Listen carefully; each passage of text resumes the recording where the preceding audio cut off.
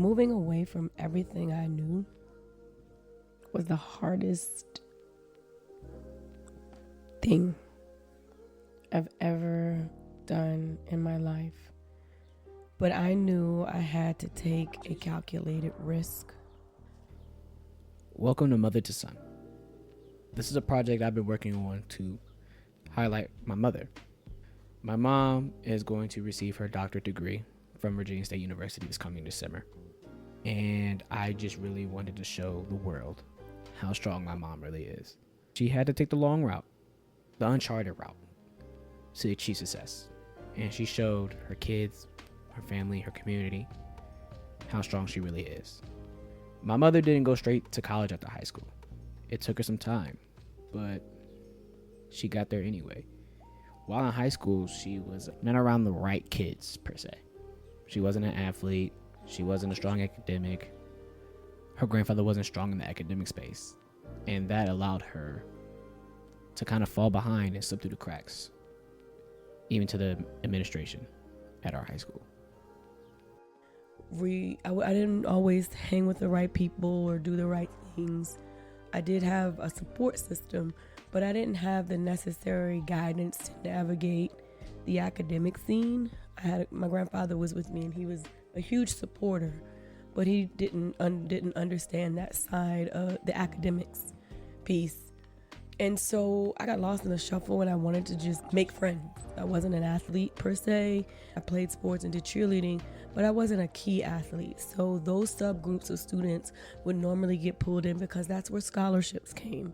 My guidance counselor at the time pretty much instructed me to take home ec classes. And I know I didn't want to take home ec classes. That isn't what I wanted to take.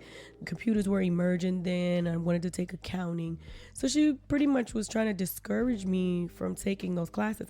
Even though she didn't specifically say to me, you are not college material, that is the message that I received as a student. My mother became pregnant with my older sister in 1994. By the end of 96, she had 2 daughters. She needed another source of income along with my father's. So she picked up a cosmetology license. But during her time in the salon, her itch for knowledge grew. What also grew was her need to present her daughters the image of a strong woman. Those 2 factors combined would ultimately lead her 3,000 miles away from her family, setting up the foundation of her success.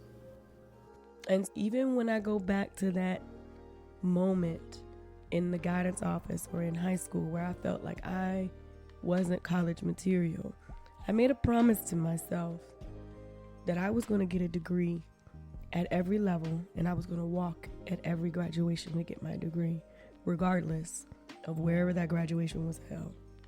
My mother received her bachelor's degree in 2004. I was born in the fall of 2003. So there was an obvious overlap there. She was remarkably busy during her pregnancy with me. But just like my sisters, she felt like it was just important to set that image for me. My pregnancy with you, though, oh my goodness. I was doing so much. I was coaching color guard and working with teenage girls at the high school, marching in parades. I was really active with you, going to school, trying to finish up this degree, working at Capital One at the time. I knew you were going to be a boy. And in terms of the importance for it still lays in the same vein. I still just wanted to be a great example. I still just wanted to be a great example to my son of just what his mom could do. My mother did not have a traditional college experience. The step shows, the dorms, the late night shenanigans. But the work she has done allowed her children to have that luxury. It was difficult, being that I didn't have the opportunity to go to a campus and live on campus and experience college life, because I didn't take a traditional route. And as a mother with 3 children and a career, staying on a campus was not a luxury that it was afforded me. Sometimes I feel a little gypped, like I never got to stay in a dorm. I don't know what that feels like. But you know what the blessing is? I have 3 kids that do. I was able to work and provide for 3 kids to have that experience. They are my wildest dreams. I not necessarily do I ever live vicariously through my children, because I never feel like I throw my dreams on them. I want it to be their dreams. But because they're doing more, because of some things I was able to do to make it possible, makes me happy. My mom does what she does for us, her babies, Cameron, Kaylin, and Kyler. We're all special to her, like she is special to us. They are my joy.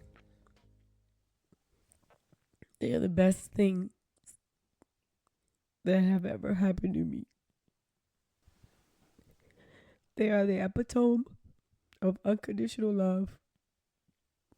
Of all the things I've gotten right in this life, it was the three of them.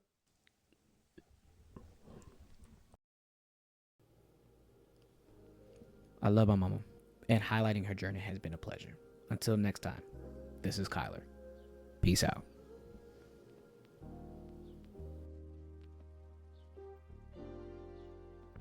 GG.